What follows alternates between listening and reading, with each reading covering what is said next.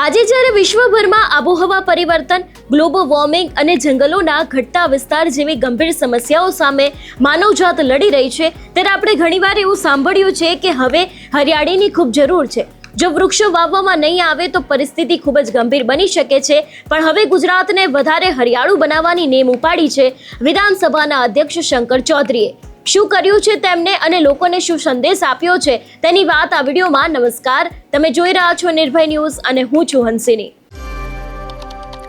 બનાસકાંઠાના અંબાજી નજીક આવેલા પાંસા રબારીવાસ વિસ્તારમાં આ વર્ષે ફરી એક વખત પ્રકૃતિને સમર્પિત અનોખા અભિયાનની શરૂઆત થઈ છે. ગુજરાત વિધાનસભાના અધ્યક્ષ શંકર ચૌધરીના હસ્તે સતત 6ઠ્ઠા વર્ષે આયોજિત સીડબોલ અભિયાનનો પ્રારંભ કરવામાં આવ્યો છે. આ વર્ષે 1 કરોડ સીડબોલનું વિતરણ અને વાવેતર કરવાનો મહત્વાકાંક્ષી સંકલ્પ લેવાયો છે, જે માત્ર વૃક્ષારોપણ પૂરતું સીમિત નથી, પરંતુ સમગ્ર અરવલ્લી વિસ્તારને ફરી હરિયાળો બનાવવાની દિશામાં એક મોટું પગલું માનવામાં આવી રહ્યું છે. આ અભિયાનમાં Banas dairy, Banas bank, one વિભાગ, વિવિધ સામાજિક સંસ્થાઓ, રાજકીય આગેવાનો, ધારાસભ્ય, સરકારી અધિકારીઓ તેમજ મોટી સંખ્યામાં વિદ્યાર્થીઓ અને સ્થાનિક લોકો પણ જોડાયા હતા, જેથી કરીને લોકોની અંદર વૃક્ષો માટેની જાગૃતતા વધે. પ્રકૃતિ પ્રત્યેની જવાબદારીનો સંદેશ આપતો આ કાર્યક્રમ અરવલ્લીની ગિરિમાળાઓમાં યોજાયો હતો, જ્યાં હજારો સીડબોલ ડુંગરાળ અને જંગલ વિસ્તારોમાં પહોંચાડવામાં આવ્યા હતા. સીડબોલ એટલે માટી, ગાયના છાણ અને વિવિધ પ્રકારના સ્થાનિક વૃક્ષોના બીજનું મિશ્રણ કરીને તૈયાર કરવામાં આવેલો એક નાનો ગોળો. વરસાદ પડતા જ આ સીડબોલ ધીમે ધીમે ઓગળે છે અને બીજને અંકુરિત થવા માટે અનુકૂળ વાતાવરણ મળે છે. આ પદ્ધતિથી એવા વિસ્તારોમાં પણ વૃક્ષો ઉગાડી શકાય છે કે જ્યાં સામાન્ય રીતે વૃક્ષારોપણ કરવું મુશ્કેલ હોય છે. આ વર્ષે આ કામગીરીમાં આધુનિક ટેકનોલોજીનો પણ ઉપયોગ કરવામાં આવ્યો છે. ડ્રોન દ્વારા ઊંચા અને દુર્ગમ ડુંગરો પર સીડબોલ પહોંચાડવામાં આવ્યા છે, જેને કારણે ઓછા સમયમાં વધુ વિસ્તારને આવરી લેવાનું શક્ય બન્યું છે. સૌથી પહેલા તો આ અભિયાનના દ્રશ્યો પર નજર કરીએ.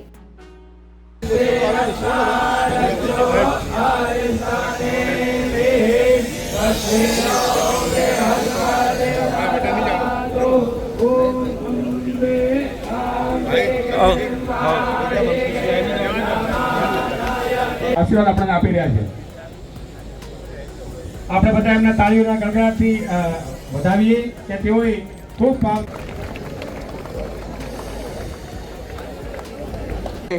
આપણે આજના પ્રસંગે હાર્દિક સ્વાગત કરી એમનું અભિવાદન ઝીલીએ. કેમ છો બધા? સ્ટેજ ઉપરના વ્યક્તિઓ બીજા નીચે પધારે, સભાથી કે પાઘડી પહેરાવી સ્વાગત કરે. ભાઈ મોબાઈલ ઓ ભાઈ આપણા ડાયરેક્ટર માન્ય શ્રી અમરજી સાહેબ પણ કેસ પહેરાવી અને માન્ય ચેરમેન સાહેબનું સ્વાગત કરશે.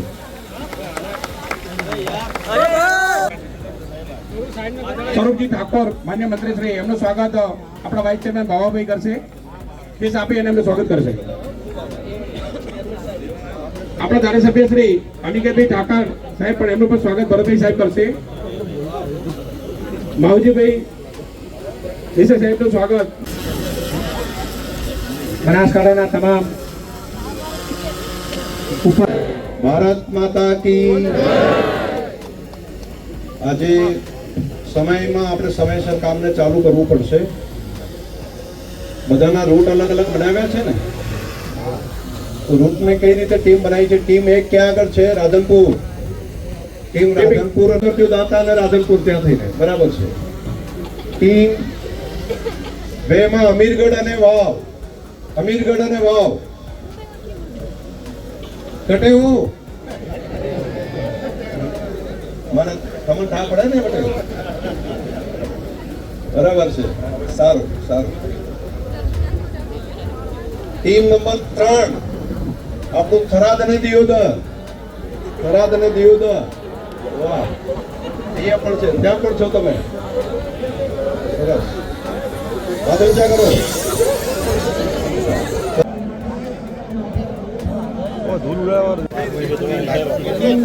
થોડા ભાઈ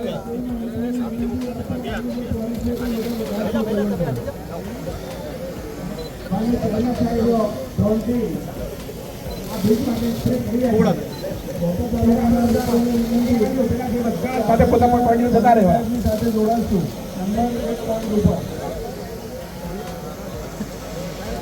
બાકી આ પેટી પાછળ પણ જે સરકારી આગેવાનો છે એ એ પણ આટોદના તાલુકાને બોલાવજો. અને અમર શું સાથે આપણે જે કર્તવ્ય માટે આવ્યા છીએ, જે કાર્ય માટે આવ્યા છીએ, એ કાર્યની શરૂઆત કરીએ.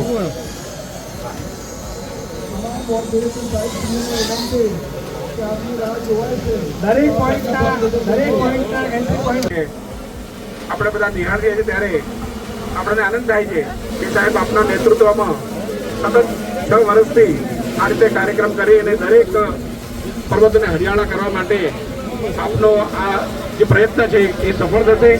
પ્રકૃતિ પણ આપણને સાથ આપે છે ત્યારે આપણે બધા સાથે મળી અને આવા કાર્યક્રમને આગળ વધારીએ.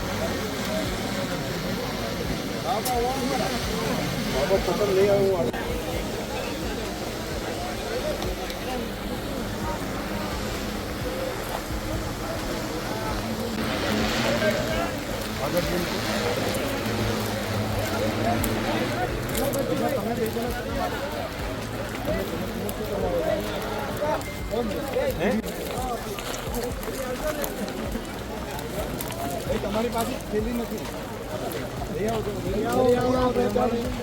એ અમને બધાને પાછા મૂકો છે મીડિયા ઉપર, એમને ચડી ગયા મીડિયા.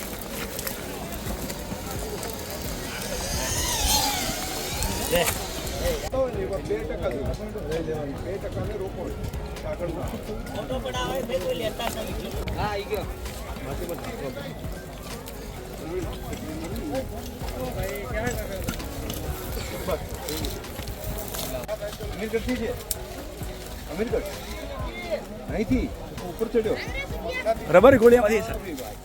અંદાજ બેટા તું મોટો થઈશ ને પહેલા તો ઝાડ મોટો થઈ જશે. હા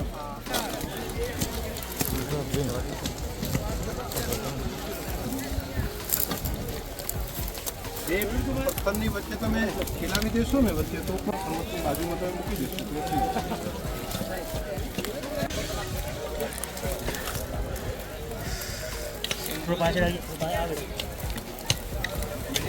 આ બાજુ વધારજો.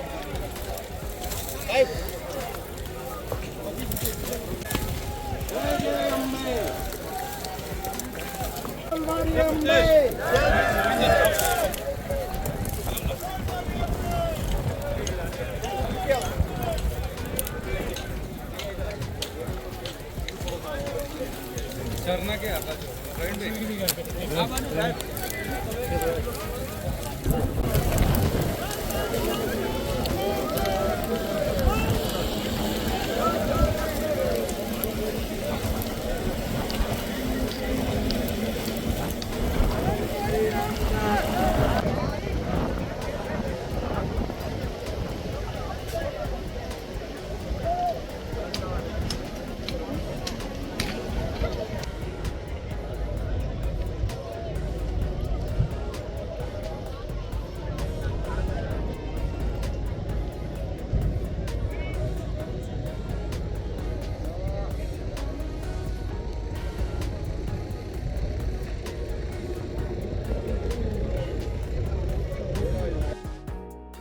પર્યાવરણવિદોના મત મુજબ અરવલ્લી પર્વતમાળા માત્ર ગુજરાત માટે જ નહીં પરંતુ સમગ્ર પશ્ચિમ ભારત માટે કુદરતની ઢાલ સમાન છે.